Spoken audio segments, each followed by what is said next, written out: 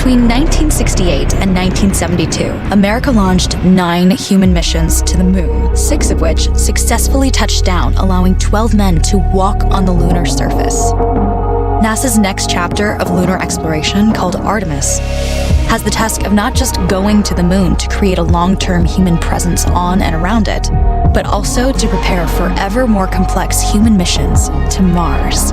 In short, everything we must be able to do here, we must first do here. So, what will an Artemis mission look like? Everything is designed and tested with our most important element in mind, the astronauts. This is their deep space, human-rated spacecraft called Orion, built in 3 parts. The crew module, where up to 4 astronauts will live and work throughout the flight. The service module, with life support systems for the crew and its own engine and fuel reserves. And a launch abort system, with engines capable of pulling the crew module to safety during launch should anything go wrong. To accomplish the task of launching our crew and heavy payloads, NASA is building the Space Launch System, comprising of a cargo hold, an exploration upper stage, a massive core stage, and 2 extended solid rocket boosters. Altogether, this is the world's most powerful rocket, and it exceeds the legendary Saturn V of the Apollo era in numerous ways. Sitting on the launch pad, the entire rocket, fully fueled, weighs just over 6 million pounds, 5.2 million of which is just the fuel. Once ignited, there is no stopping what comes next. All 4 RS-25 engines and the 2 solid rocket boosters come to life, thundering our crew upwards. 2 minutes after ignition, the solid rocket boosters are spent and released.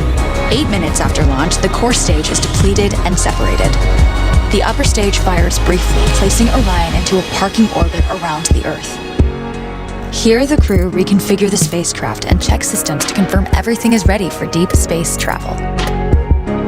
With a go from mission control, the crew reignite the exploration upper stage engines to leave Earth entirely.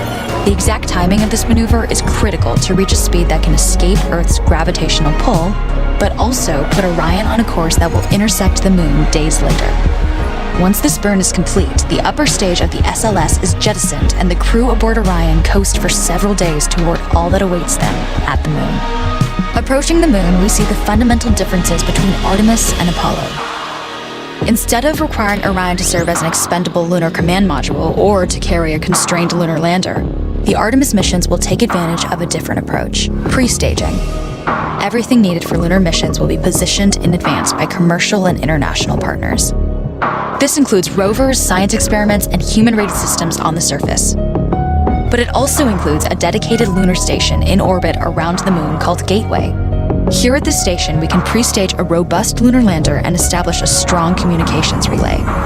Designed with open standards, the Gateway can be expanded as new missions and partnerships develop, allowing multiple human missions on the moon at the same time and enabling ongoing science to be conducted even between human missions. The Gateway is also capable of adjusting its orbit to allow access to every part of the moon, something the Apollo missions could not do. But the real key in this approach is placing Gateway in a unique halo orbit to perfect the maneuvers needed for Mars missions. And with the growing list of commercial and international opportunities, Gateway is the ideal hub between Earth and all that lies beyond. Returning to our crew as they approach Gateway, the Orion must match the elliptical orbit of the station in order to successfully dock. Once on board, pre-selected crew members transfer to the lunar lander, while those assigned to Gateway remain on station.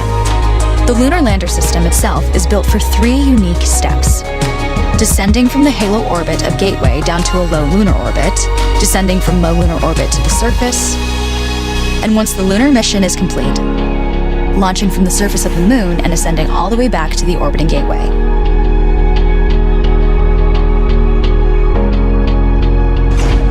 Once back aboard the Orion spacecraft and undocked from Gateway, the crew fire their engine once to break out of the halo orbit, and once again to sling the spacecraft around the moon, placing it on a multi-day trajectory back towards Earth.